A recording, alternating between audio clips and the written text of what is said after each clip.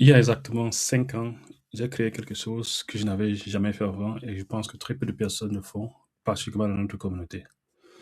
Il ne s'agit pas d'un investissement de plus, car j'investis en bourse depuis il y a plus d'une dizaine d'années, depuis 2012, 2011, peut-être même 2013, ce n'est plus bien, je ne me rappelle plus bien.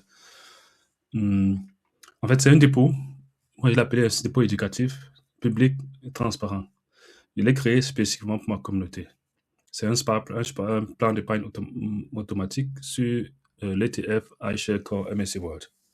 100 euros par mois. Et je montre chaque année les résultats sur Facebook. Les hausses, les baisses, les chiffres réels. Et je ne fais pas une promesse, ce n'est pas une simulation. C'est un compte réel avec de l'argent réel investi sur des marchés réels. Aujourd'hui, le 30 mai 2026, c'est le 5e anniversaire de ces dépôts. Donc ce matin, quand j'ai fait un extrait un peu de ce compte-là, voilà ce que ce compte dit. Voilà ce que mon courtier dit. J'ai fait 60 achats. Donc j'ai fait le versement. À 100 euros, ça fait 6 000 euros versés. Valeur actuelle, 8 776 euros. Bienvenue dans mes finances à moi. Je suis Joël. Juste des données réelles et 5 ans de leçons sur ce dépôt éducatif que je partage avec vous. On va passer les prochaines minutes ensemble. On va regarder chaque année avec ce qui s'est passé dans le monde entier. On va comprendre pourquoi ce plan d'épargne existe. On va décortiquer les données. Et on va parler de tout ce que ça nous enseigne maintenant sur l'investissement, surtout pour nous, la diaspora africaine en Europe. Tout d'abord, je veux commencer par démolir un mensonge. Le mensonge qui dit que la diaspora africaine n'investit pas. Elle investit. Beaucoup investissent, mais pas en bourse, pas par des ETF. Et si on comprend pourquoi, on comprend exactement pourquoi aussi j'ai créé ce dépôt dont je partage les chiffres publiquement. Le premier constat, c'est l'immobilier en Europe. C'est vrai, acheter un appartement ici, c'est un safe. Déjà pour beaucoup de personnes, ou bien la majorité des personnes d'origine africaine, peut-être pas seulement d'origine africaine, la majorité des personnes, en fait, c'est un safe psychologique moyen. En fait, c'est une sorte de rite de passage invisible pour dire je suis vraiment installé. Hmm? Donc, quand j'ai ma propriété, quand j'ai mon appartement, j'ai ma maison, ça veut dire que je suis installé. Et je comprends. L'immobilier peut être un bon investissement en fonction de marché, taux d'intérêt, de timing, localisation, taux d'endettement. Mais beaucoup sont convaincus que l'immobilier est le seul investissement légitime et que tout le reste est spéculatif. Et cette conviction ferme la porte à des décennies de diversification. Le deuxième comportement, c'est l'investissement au pays. Tu as ton terrain à Douala, la maison au village, la chambre, le terrain familial là où tu veux construire, l'agriculture, l'élevage, la boutique dont s'occupe ta cousine. Les intentions sont belles. Construire quelque chose au pays, question de garder les liens, question de préparer un retour éventuel, contribuer même au développement local, tout ça c'est noble. Mais voilà, il y a quelque chose que personne ne dit à voix haute dans notre communauté. Tu gères tout ça à distance. Depuis l'Allemagne, la Belgique, la France, la Suisse, tu n'es pas sur le terrain. Tu ne vois pas comment ton chantier avance. Tu ne sais même pas vraiment ce qui se passe. Tu envoies l'argent, tu fais confiance à quelqu'un sur place, à ton frère, ta soeur, ton père, ta mère. Et parfois, ça se passe bien. Et parfois, tu le sais, je n'ai pas besoin de finir la phrase. Parce que le contexte juridique, l'instabilité financière ou même économique, tout ça, c'est instable. Hein. Gérer à distance est épuisant. Et assez souvent, il n'y a pas de liquidité. Il faut se dire la vérité. Donc, si tu as besoin d'argent demain, tu ne peux pas vendre ton, je sais pas quoi, ton élevage en 48 heures. Et en ce qui concerne les rendements réels, si on déduit tous les problèmes de gestion qui tournent, les frais de voyage pour aller vérifier, les conflits avec les clients, les locataires, les pertes, tout ça, ce rendement est souvent très inférieur à ce qu'on espérait. Et la troisième chose, c'est il y a ceux qui ont essayé en bourse. Ils ont peut-être vu les publicités quelque part, ils ont vu les formations des influenceurs qui montrent les gains sur les réseaux sociaux, Forex, CFT, crypto avec effet de levier, les options. Ils ont 20 comptes. Ils ont perdu l'argent. Et parfois, beaucoup d'argent. Et ce qu'ils font, ils concluent. En fait, ils ont réussi à transmettre ce message dans la communauté, à leur entourage. La bourse, c'est du casino. Il faut faire des formations spécialisées pour ne pas perdre son argent. C'est fait pour les riches ou bien les professionnels. Il n'y a que ton conseiller bancaire qui peut bien te conseiller. Et ce message circule, il s'installe, il se renforce à chaque fois que quelqu'un de notre communauté perd de l'argent en tradant. Alors laisse-moi être très précis sur ce point. Le trading, c'est-à-dire acheter et vendre des positions à court terme. Essayer de deviner les mouvements du marché. Utiliser l'effet de levier. Oui, c'est proche du casino. 80% des traders particuliers perdent de l'argent sur le long terme. C'est documenté, c'est mesuré même. Les plateformes de trading sont conçues pour ça. Et elles-mêmes, la législation les oblige à donner le taux de personnes qui perdent qui perdent au trading. Vous allez sur un site, vous allez voir une bannière qui dit le nombre de pourcentage qui ont perdu. Comment les gens, quantité de personnes qui perdent de l'argent. Donc, par contre, l'investissement passif à long terme sur des ETF diversifiés, ce n'est pas le trading. C'est son opposé exact. En investissant sur les ETF sur le long terme, tu ne devines pas. Tu possèdes. En achetant par exemple un ETF sur le MSCI World, tu deviens copropriétaire de plus de 1600 entreprises reparties dans le monde entier. Apple, Microsoft, Nestlé, LVMH. Et en fonction même de l'ETF, il y a Toyota, il y aura les Samsung. Quand ces entreprises font du profit, tu en bénéficies proportionnellement, automatiquement. Et l'idée qu'il faut faire une formation coûteuse pour investir en ETF, c'est un mensonge. Ces formations te vendent du trading déguisé en investissement. L'investissement passif réel, ça s'apprend. En lisant un bon livre le week-end, en ouvrant un compte sur un courtier en ligne et peut-être en écoutant ce podcast. C'est pour ça que j'ai créé ce plan éducatif en mai 2021. Pas pour moi. Moi, j'ai investi depuis plus d'une dizaine d'années. Parce que je veux montrer publiquement, avec un compte réel, un vrai argent auditable, visible par tout le monde, que cette méthode marche pour des gens comme nous. Tu peux commencer avec 100 € par mois, sans formation. Pas besoin de conseiller bancaire, pas besoin d'être riche. J'ai choisi l'iShare Commerce World. Le code easing, je le mets toujours quand c'est nécessaire, c'est dans le podcast. Je vais encore mettre le code easing avec les frais de gestion de 0,2% par an. C'est un ETF accumulant, c'est-à-dire les dividendes se réinvestissent automatiquement. Vous pouvez l'avoir investi à travers les brokers comme Smart Broker, Trade Republic, Flatex, Boost Direct, peu importe. Tous les courtiers en ligne sérieux. Alors, je l'ai laissé tourner pendant 5 ans, indépendant du contexte. Allons voir ce contexte année par année. Tout d'abord, je vais te raconter ces 5 années en te donnant 2 couches simultanément. Ce qui s'est passé durant l'année en question, le prix d'achat réel de ce plan d'investissement automatique ce mois-là, parce que ces 2 couches sont inséparables. Parce qu'il faut essayer de se rappeler pour vous mettre un peu dans le contexte. Quand est-ce que tu achètes? Donc, essayez de vous revenir sur le temps lorsque je vais vous raconter tout ça. Donc, en juin 2021, le monde sort du deuxième confinement. Je ne sais pas si vous vous rappelez. Il y a les vaccins qui arrivent à grande échelle. Il y a Pfizer, Moderna, AstraZeneca. On parle déjà de retour à la normale, de réouverture après des confinements très serrés. Et quand enfin l'économie va repartir. Les banques centrales injectent des milliers de milliards de dollars dans l'économie mondiale, que ce soit la banque centrale, la Fed américaine ou la banque centrale européenne, qui maintient les taux à zéro. Et quand on demande aux économistes et aux politiciens, et qu'en invoquant les personnes, ils disent « Ah non, c'est transitoire, ça va passer, tout et tout ».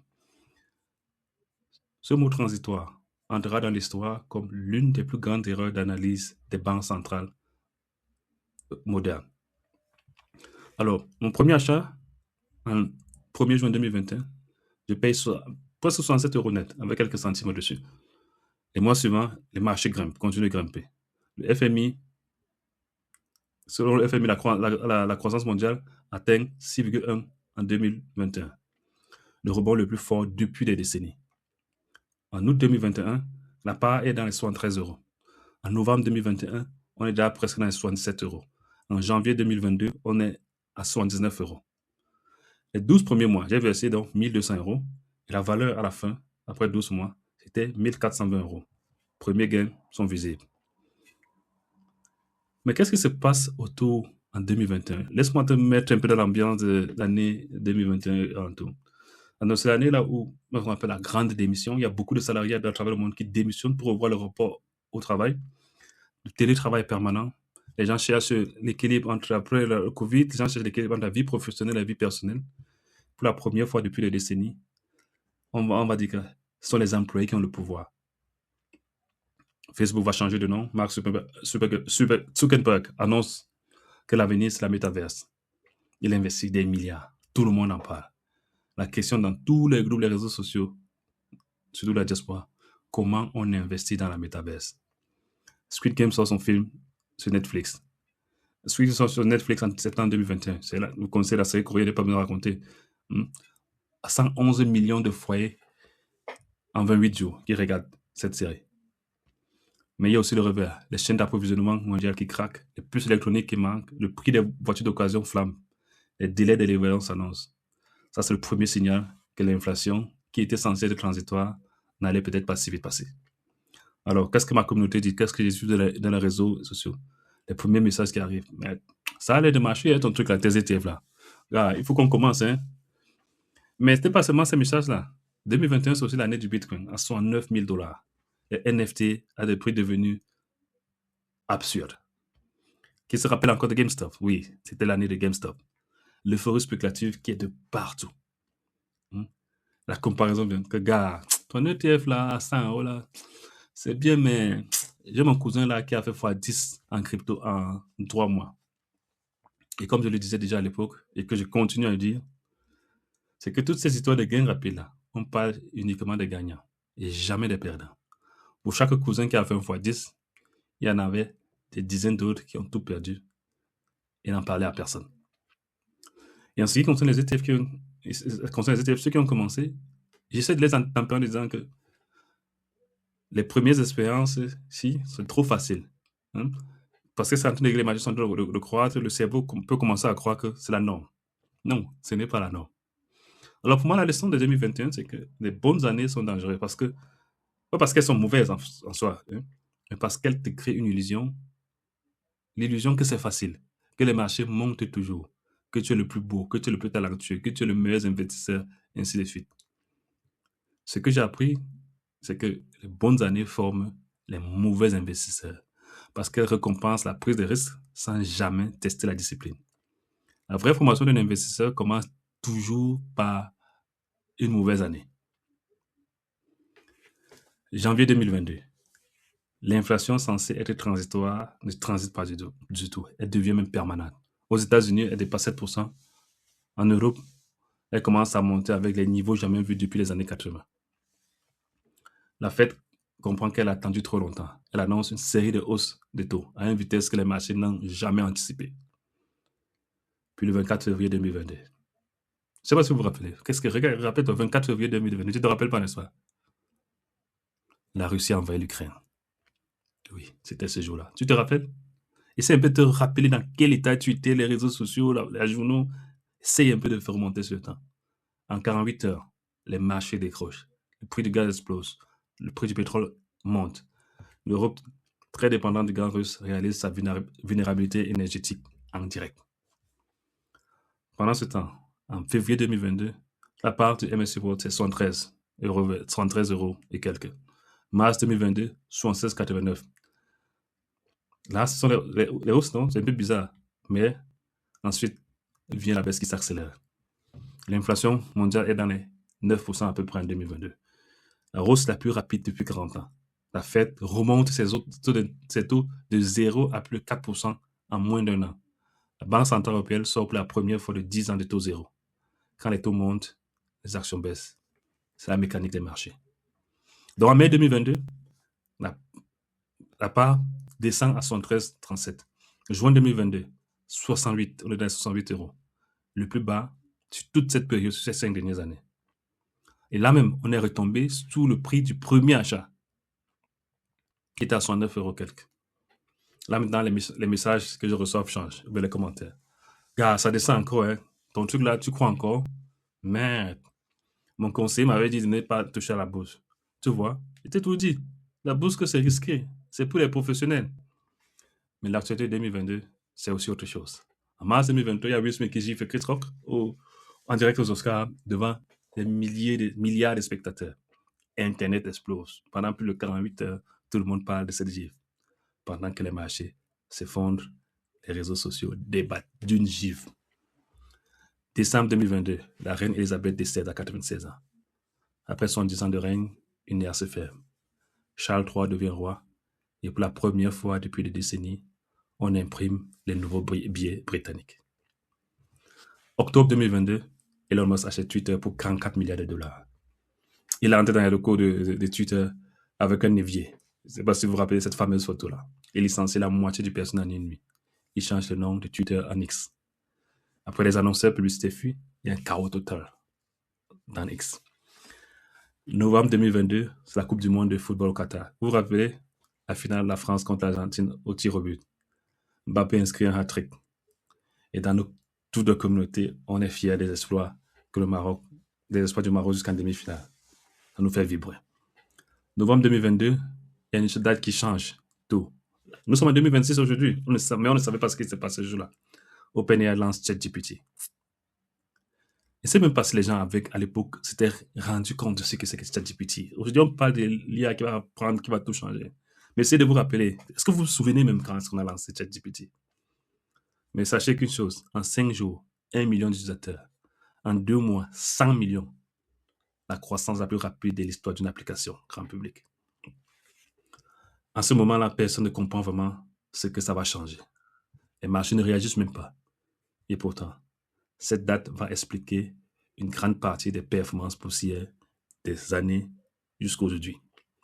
Pendant tout ça, en parallèle, le monde crypto s'effondre, Luna va à zéro, FTX, Sam Bankman-Fried, qui se rappelle encore, c'est quand même amusant quand j'essaie de faire ce souvenir, des milliards de fonds clients qui ont disparu. Et mon Ethereum et World, il est dans les moins 18%. Ça fait mal, mais il n'est pas zéro. Alors, ma réponse est quoi dans tout ça? J'ai acheté pour 100 € de plus, comme chaque mois. J'ai rien fait d'autre. Pas parce que j'étais certain que ça allait remonter. Personne n'est certain de ça. Mais parce que le plan était de continuer. Et les plans ne valent quelque chose que si on les respecte, plus précisément dans les moments difficiles. Voici ce qui s'est passé donc mathématiquement pendant que tout le monde avait peur là. Janvier 2022, 100 € achetaient 1,26 par. En juin 2022, c'est-à-dire pendant la baisse là, le même 100 € achetait 1,46. Donc ça fait que pendant la baisse, le même argent mensuel achetait 16% de parts supplémentaires. Les mois de peur de 2022, on appelle ça les mois de solde. Fin 2022, sur le papier, c'est une perte. C'était pas une bonne année. Mais dans les faits, des parts achetées à prix réduit qui attendent leur moment. Alors, quelle leçon tirer de 2022? Une baisse n'est une perte que si tu vends. Tant que tu restes investi, une baisse n'est qu'un chiffre sur ton écran.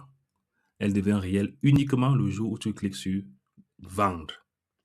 La plupart des gens qui ont vendu de l'argent en bourse ne l'ont pas perdu à cause des marchés. Ils l'ont perdu à cause de leur propre réaction. Ce que j'ai appris, c'est que le plan doit être assez solide pour survivre à la version de toi-même qui a peur. Parce que cette version, elle arrive de toutes les façons, inévitablement. Et si ton plan dépend de ta sérénité, ce n'est pas un plan. C'est un vœu. Pire. Décembre 2022, fin d'année, voilà. Les analystes font le résumé et commencent à faire les projections de 2023. Ils disent tous 2023 sera encore pire. Une récession aux États-Unis, stagflation en Europe, taux élevés qui vont étouffer l'économie. La réalité sera tout autre. Mai 2023, le couronnement de Charles III à Westminster. Première cérémonie du genre depuis 1953. Ah, c'était beau à voir, je me rappelle encore. Juillet 2023, Barbenheimer. Vous vous rappelez, c'est la Barbie et Oppenheimer qui sortent le même jour au cinéma. 2 films radicalement différents. Et 2 phénomènes culturels simultanés. Le cinéma commence à reprendre vie après les années Covid. L'été 2023, c'est aussi l'année là où Taylor Swift fait l'Eras Tour, le concert le plus rentable de toute l'histoire. 1 milliard de dollars de revenus. Les économistes vont même jusqu'à mesurer l'effet SWIFT sur l'hôtellerie et les restaurants dans chaque ville de la tournée.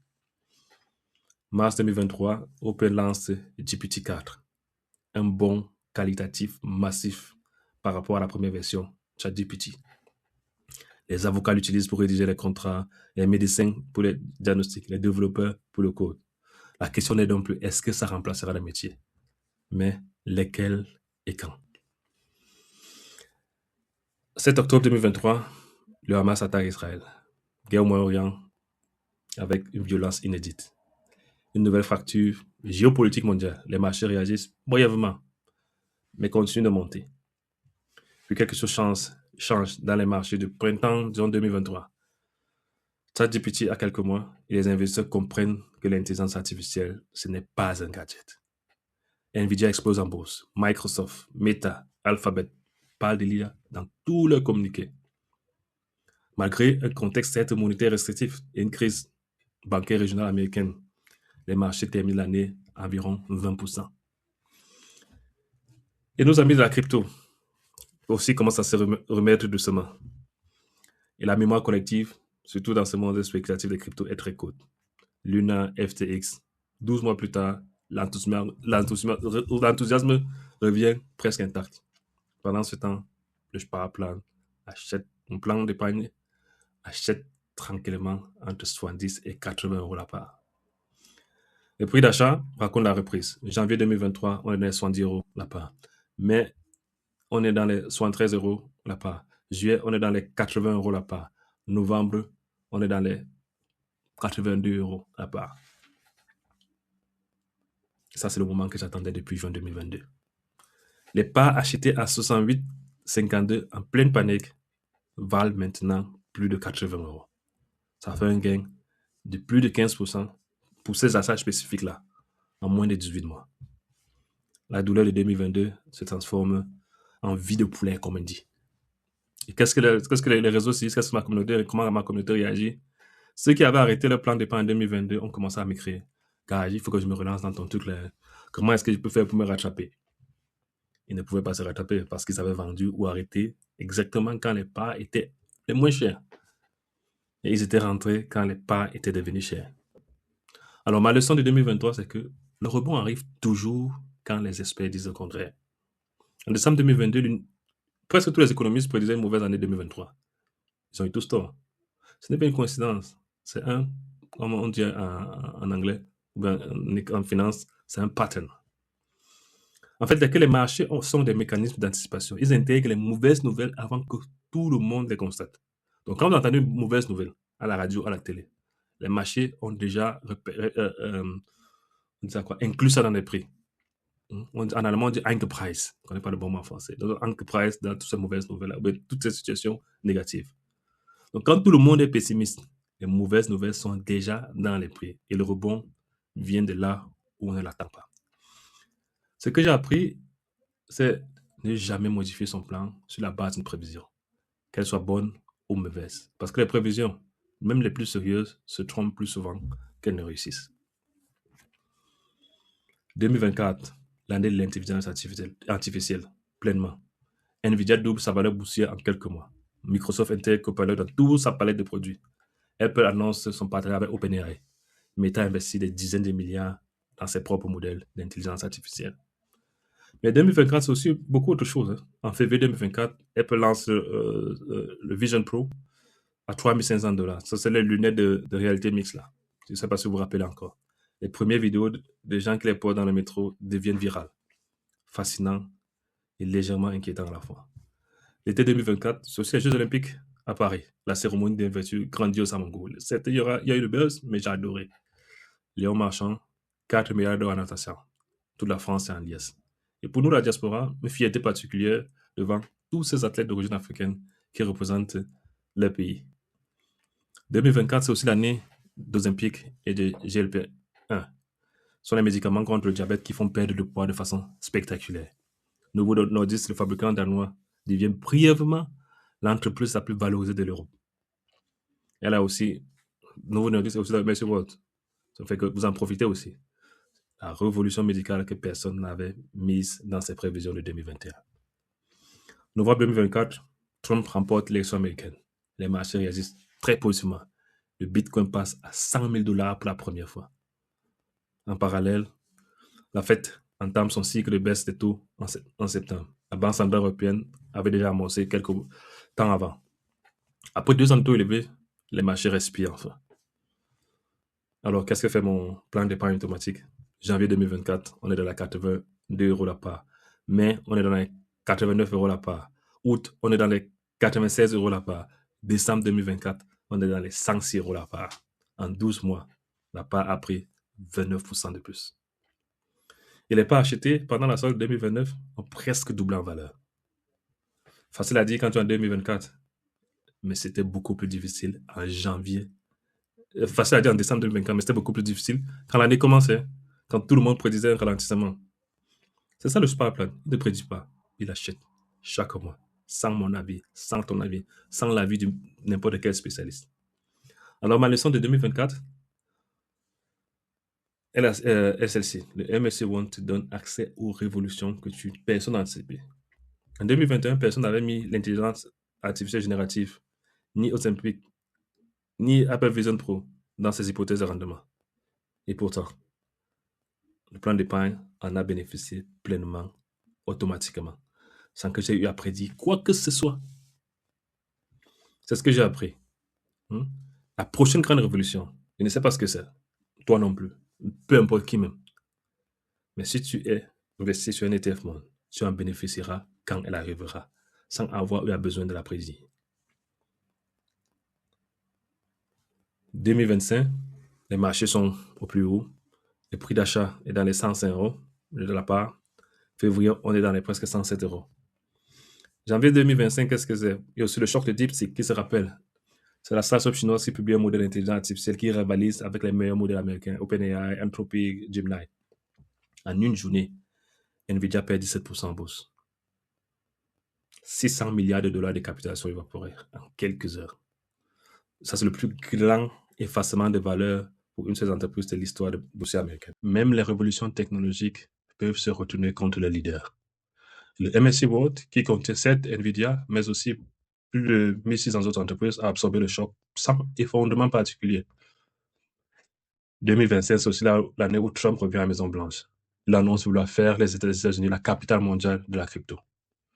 Le Bitcoin explose à 110 000 $ en janvier. Et dans ma communauté, c'est l'euphorie. Les réseaux sociaux, non, cette fois c'est différent. Cette fois c'est le gouvernement américain qui va acheter les cryptos. Puis viennent les droits de douane de Trump en avril. Et là, ironiquement, le Bitcoin chute avec tout le reste. En période de stress, tout baisse en même temps. Le 2 avril 2025, il est 22 h. Trump annonce des droits de douane massifs contre pratiquement tous les pays du monde. 20% sur les produits européens, 54% pour la Chine. Il appelle ça le Liberation Days. En 2 jours, la société S&P 500 perd plus de 4 000 milliards de dollars. Une chute record qui dépasse même celle de mars 2020, période Covid, en plein Covid, premier confinement, si on peut dire ça comme ça. Le CAC 40 perd 3,31 en une séance, le DAC 3%, vent de panique sur tous les marchés mondiaux. Alors, qu'est-ce que fait mon plan d'épargne automatique? Mars 2025, la part est à 97 €. En avril 2025, on est à 295 €. Encore des soldes, encore le même mécanisme, encore le même calme. Et puis, rebond progressif. Tension commerciale, ça pèse partiellement. Les entreprises continuent à publier de bons résultats. L'économie mondiale résiste. Fin 2025, 111 € la part à peu près. Janvier 2026, 112 € la part. 25 mai, qu'est-ce que je dis le 25? Le 29 mai, date que là où moi j'enregistre, on est à peu près 124 € la part. On a une progression de 84% par rapport au premier achat en mai 2021. 1er juin 2021, pardon. Lorsque j'ai fait commencé lorsque le plan d'épargne a commencé à acheter. 2025, pour moi, c'est un peu comme la maturité pour ceux qui suivent mon chemin. Moi, je suis mature depuis, j'ai l'expérience depuis, mais pour beaucoup de personnes qui ont suivi dès le jour J, c'est une sorte de maturité. Hmm. Parce que la maturité d'un investisseur, c'est de trouver les corruptions moins effrayantes que les premières. En mars et avril 2025, quand les marchés ont chuté après l'annonce de libération des tarifs, à cause des tarifs de Trump, moi, j'étais dans mon calme. Je n'étais pas anxieux particulièrement. Hmm. Donc, mon plan d'épargne va continuer naturellement. Pourquoi? Parce que j'avais déjà, le plus récent que j'avais vécu, c'était 2022. Et après, j'ai réussi, moi, pratiquement plein d'autres. Pour vous qui commencez, peut-être que c'était pas encore, vous n'avez pas encore assez d'expérience en termes de, entre guillemets, de crash. Hmm. Mais 2022, on a déjà vu cette baisse-là. On a vu les doutes, on a vu le rebond. Et une énième fois que les marchés corrigent, tu te demandes plus, est-ce que ça va remonter? Tu te demandes juste combien de parts je vais acheter après réduire ce mois-ci. Hmm. Ce que moi j'ai appris, c'est que chaque année investie rend les suivantes plus faciles. Pas parce que les marchés deviennent moins volatiles, mais plutôt parce que tu deviens moins réactif à cette volatilité-là. Et c'est cette maturité psychologique qui est la vraie richesse créée, du moins pour moi particulièrement, en plus de 10 ans d'investissement. Donc, on va récapituler ces 10 années, ces 5 dernières années de mon dépôt public, c'est qu'on a traversé. On a traversé une pandémie qui s'est fermée. On a traversé la guerre en Europe, l'Ukraine. On a traversé l'inflation la plus forte depuis plus de 40 ans en Europe. On a traversé la remontée la plus rapide des taux d'intérêt de l'histoire récente. On a traversé la révolution de l'intelligence artificielle. On a traversé la guerre commerciale de libération des 60 achats automatiques de 100 euros qui ont traversé tout ça sans jamais tituber, sans jamais s'arrêter. Le récapitulatif de tous ces chiffres, les vrais, que j'ai extraits avant d'enregistrer l'épisode, 60 mois versés à 100 euros, ça se fait 6 000 euros. Nombre de parts détenues, 71 et quelques. Le prix moyen sur les 5 ans, c'est 84,45 par part. Le prix actuel, on est à presque à 124 euros la part. Valeur totale, 8 776 euros. Gain net, 2 776 euros. Rendement total, plus de 46%. Taux de rendement interne, ou bien encore, on appelle rendement annuel, sur toutes ces 5 dernières années-là, on est à plus de 15,29 euros pour cent par an. Je ne sais pas si j'ai dit, quand j'ai dit rendement, j'ai dit quoi? 46,27% par euro. 46,27%. Vrai payé, pour mon coûtier, zéro. Le seul truc que je paye, ce sont les coûts de l'aide qui sont déjà inclus dans la valeur de l'ETF. Donc, je n'ai pas besoin de le dire extra parce qu'il est déjà dans la valeur. Maintenant, faisons quelques comparaisons. Les mêmes 6 000 euros versés successivement, le même rythme que ton plan d'épargne, si je l'avais mis sur un livret A ou bien sur un plan d'épargne classique, disons avec un taux moyen réaliste 1,5% sur cette période-là, tu aurais eu une valeur finale de 6 230 euros. Donc un gain de 230 euros. Le Spar Plan, ou bien le plan d'épargne automatique, tu as 2 776 euros. 12 fois plus. Si tu avais laissé dormir sur ton compte bancaire, si on ajoute l'inflation moyenne de 3,5% sur la même période, le pouvoir d'achat réel de ces 6 000 euros aurait fondu de 900 euros. Donc la valeur réelle serait de 5 100 euros. Donc si on fait le classement, ça donne quoi? Tu as un compte courant de 5 100 euros de valeur réelle, tu as ton plan d'épargne classique bien livré à de 6 200, ou bien ta gasquette environ de 6 230 euros. Tu as ton plan d'épargne automatique sur MSC World qui est à 8 776 euros. Quand je me rappelle que pendant 5 ans, c'était mon dit que je prenais trop de risques. Maintenant, sortons des chiffres de ce portefeuille précis et regardons ce que la recherche nous dit, ce que nous avons vécu ces 5 dernières années. Dans la leçon numéro 1 des données, le temps dans le marché bat le timing du marché. Time in the market beat market timing.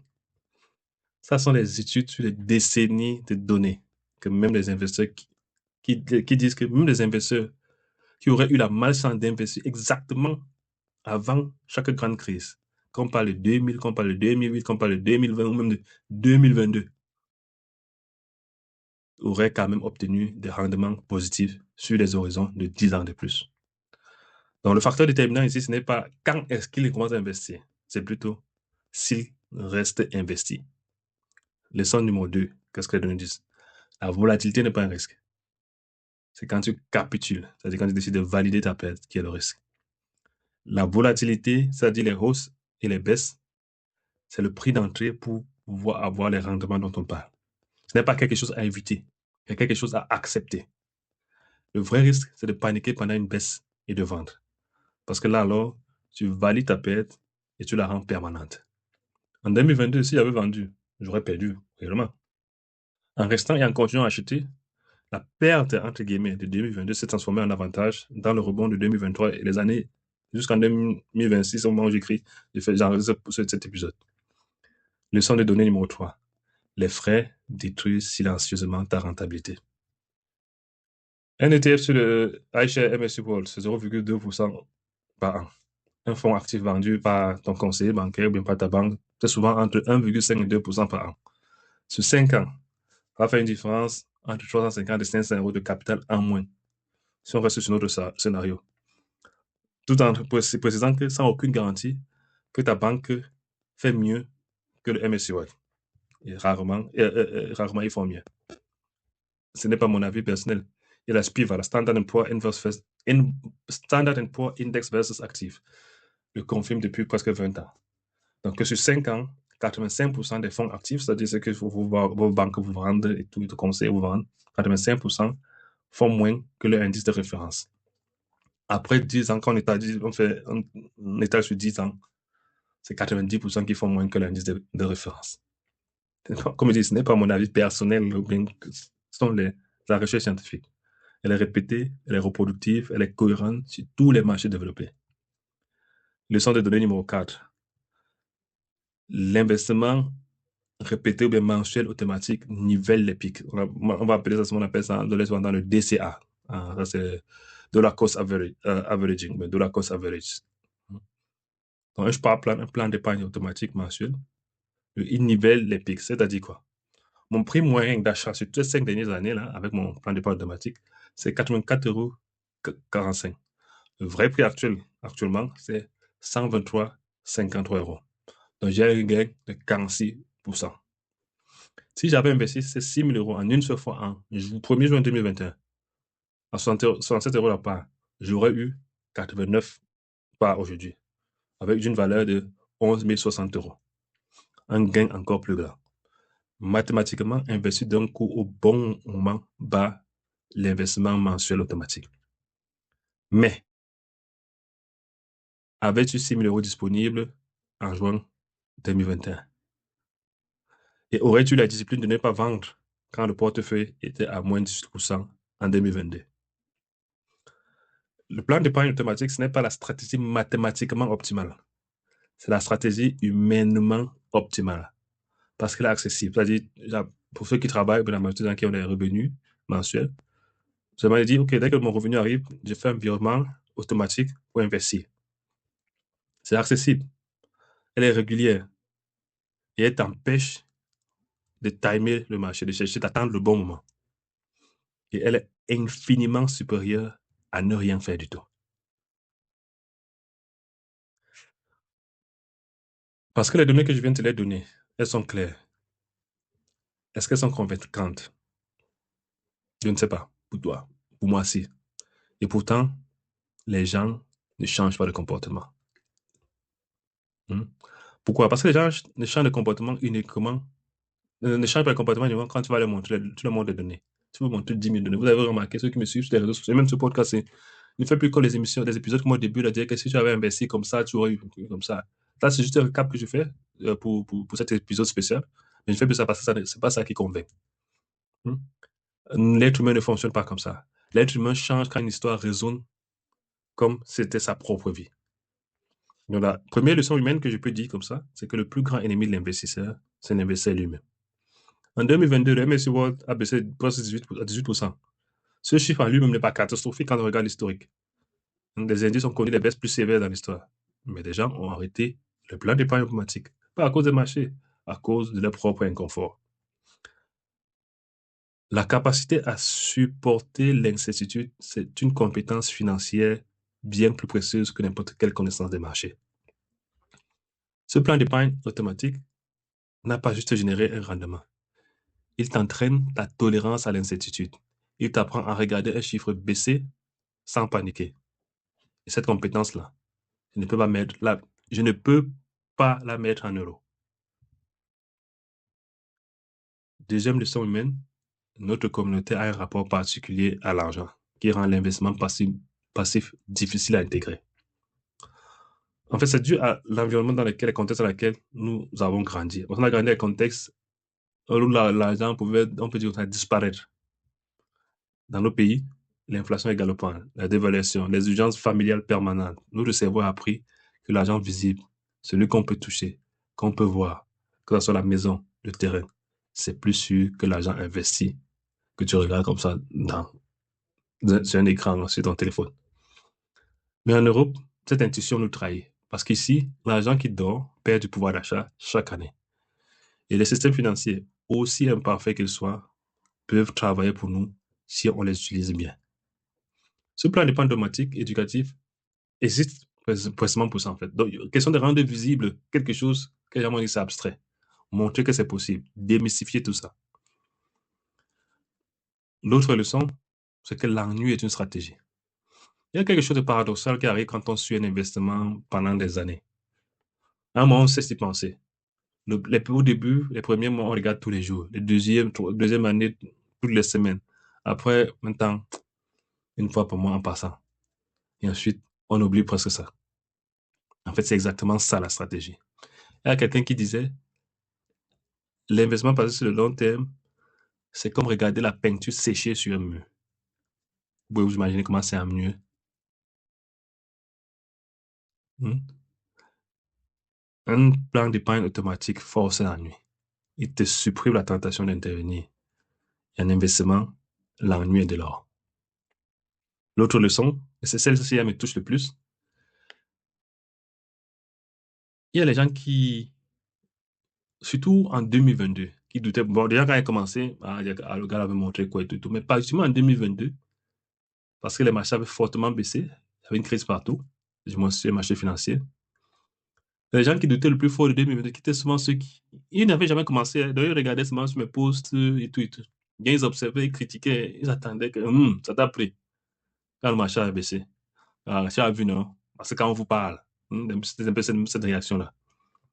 En fait, eux, ils n'avaient rien pesé parce que eux, ils n'avaient rien tenté. Vous voyez? Cette forme de ça, confort intellectuel-là, qui ressemble à de la sagesse, la pertinence, mais en réalité, qui est de la peur habillée en prudence. Quelqu'un disait, la bourse transfère de l'argent des impatients vers les patients. Moi, j'ajoute, elle transfère aussi l'argent de ceux qui attendent vers ceux qui agissent.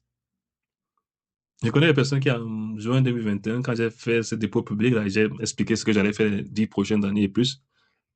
Ils m'ont dit, ah, comme ça monte là, je vais attendre d'abord que ça se stabilise un peu. En 2022, tu vois, j'avais raison d'attendre, hein. En 2023, je vais attendre que ça rebaisse un peu.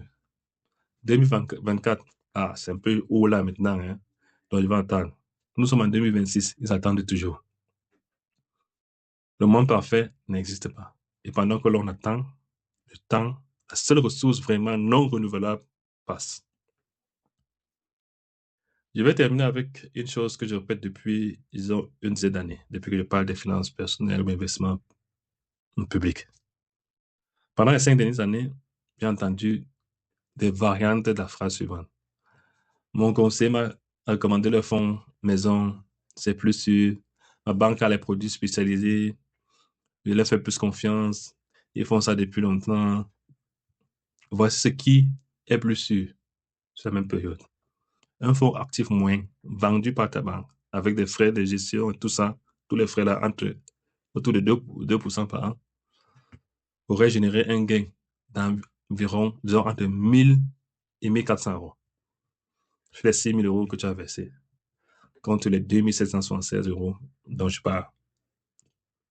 La différence c'est fait une différence entre 1400 et 1700 euros. Partir en frais, partir en sous-performance, silencieusement, sans que tu n'aies vu la facture.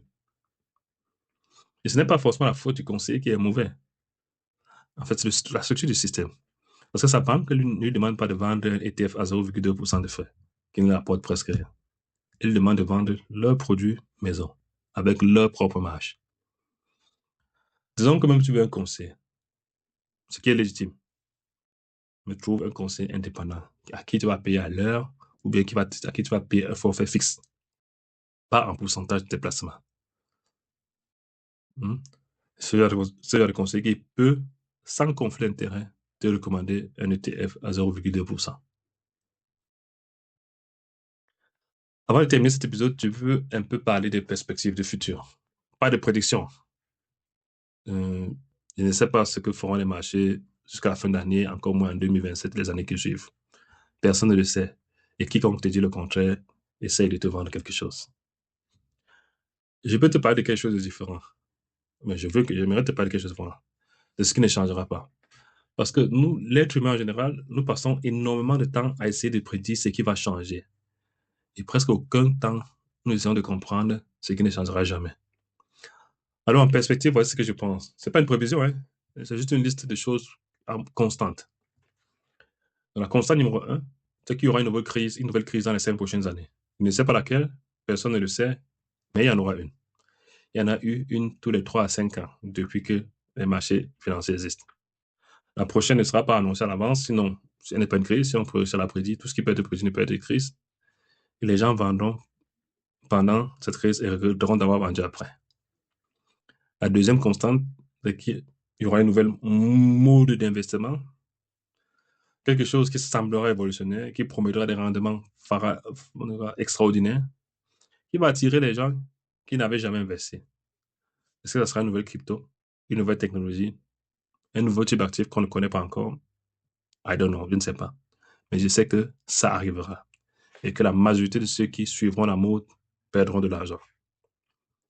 La troisième constante, c'est que les émotions humaines face à l'argent ne changeront pas. La peur pendant la baisse et l'euphorie pendant la hausse, l'envie de suivre ce que font les autres, la difficulté à rester simple quand tout le monde semble faire des choses compliquées et lucratives. Je vais faire une citation d'un général de l'armée qui disait: le meilleur soldat, c'est le soldat qui fait les choses normales, moyennes, quand tout le monde panique. Ces émotions-là que nous avons en période de hausse ou de baisse, elles sont inscrites dans notre DNA, ADN. Et notre ADN a plus de 200 000 ans d'évolution derrière elle. Donc, ils ne vont pas disparaître parce que tu as écouté un podcast ou bien que tu as lu un livre sur les finances personnelles. La constante numéro 4, les entreprises continueront à créer de la valeur. L'humanité a traversé les guerres mondiales, les pandémies, les dépressions, les révolutions politiques, technologiques et même économiques. Et pourtant, sur chaque période de 20 ans de l'histoire boursière moderne, les marchés mondiaux ont fini plus haut qu'ils n'avaient commencé. Et ce n'est pas parce que les marchés sont magiques, mais parce que derrière les marchés, il y a des hommes et des femmes qui travaillent, qui innovent, qui construisent des choses utiles. Et que cette force-là, l'ingéniosité humaine, est probablement la seule chose sur laquelle tu peux parier à long terme avec une confiance raisonnable. Et la constante numéro 5, et je pense que pour notre communauté, c'est la plus importante, la diaspora africaine en Europe va continuer à travailler dur, à gagner des bons salaires, à envoyer de l'argent au pays, à vouloir construire quelque chose qui dure. Ce qui va changer, ce que je veux que ce plan d'épargne, ce dépôt dont je publie les chiffres, que ce soit sur ce podcast ou bien sur mes réseaux, ce que je veux que ce plan, ce dépôt change, c'est la façon dont une partie de cet argent que nous, les Africains, gagnons, comment une partie travaille. Il ne s'agit pas de travailler de ne pas envoyer l'aide au pays et tout ça, ou bien de ne pas investir dans l'immobilier au pays, mais en complément, pour diversifier. 100 euros par mois pendant 10 ans sur un ETF monde à faible coût, avec un rendement historique entre 8 et 9%. Pas les 15% dont on vient de voir de ces 5 années-ci, mais la moyenne historique longue. Ça donne environ 18 000 euros. Donc pendant 10 ans, si tu vas à 200 euros par mois, tu es dans les 37 000 euros. Si tu vas à 20 ans, 200 euros, tu es dans les 118 000 euros. Ça peut être 200 € par mois pour ton fils, ton enfant qui vient de naître, que tu mets comme ça sur le terrain pour se préparer ses études, pour faire sa vie future. Hein. Ou bien comme complément retraite pour toi-même. Ce n'est pas la magie, c'est les mathématiques. Et naturellement, la patience. Parce que le seul risque réel, le seul qui me préoccupe vraiment pour notre communauté, c'est qu'il y a une nouvelle mode qui arrive. Que quelqu'un te promette de faire 1 x 10 et qu'il y ait pas mal pour les Camerounais. Et bon, on ne peut pas se mal, il y a mal. Il y a les thés, il y a les mariqués, il y a les thés, quoi là, les quoi live, et tout, bon, plein de schémas par pyramide pour dire là. Que quelque chose comme ça arrive et que on te promet des rendements faramineux et que l'impatience remporte sur la discipline. Et que les 200 € mensuels s'arrêtent pour financer le dernier bout de fil. L'ennemi de l'investisseur patient, ce n'est pas le marché. C'est toujours la prochaine histoire sexy qui lui dit qu'il peut faire mieux. Alors, ça, ce sont mes perspectives. Dans 5 ans, il y aura une nouvelle crise, il y aura une nouvelle mode, il y aura de nouvelles raisons d'arrêter d'investir sur un ETF monde. Et si tu continues quand même, mois après mois, quoi qu'il arrive, tu seras parmi les rares qui auront vraiment construit quelque chose. Donc, qu'est-ce qu'on va dire pour la fin? Le bilan. 6 000 € inversés, investi, aujourd'hui, une valeur de 8 776 €, 60 achats, aucun mois manqué, aucun frais de transaction, bien de gestion, bien presque rien, et un rendement annuel de 15,29% par an. Pour moi, c'est une démonstration publique véritable par n'importe qui que l'investissement passif sur les ETF, ça fonctionne. Pour nous, les membres de notre communauté, avec 100 €, sans formation coûteuse, sans conseiller bancaire, sans besoin d'être riche. Ton plan d'épargne continue.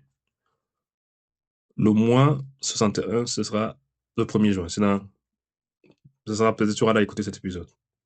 Si tu n'as pas encore commencé, la seule chose que je te recommanderais, commence ce mois-ci. 50 €, 100 €, 10 € même, si tu veux. Le montant n'est pas important. L'habitude de l'est. Dans 5 ans, tu reviendras écouter cet épisode.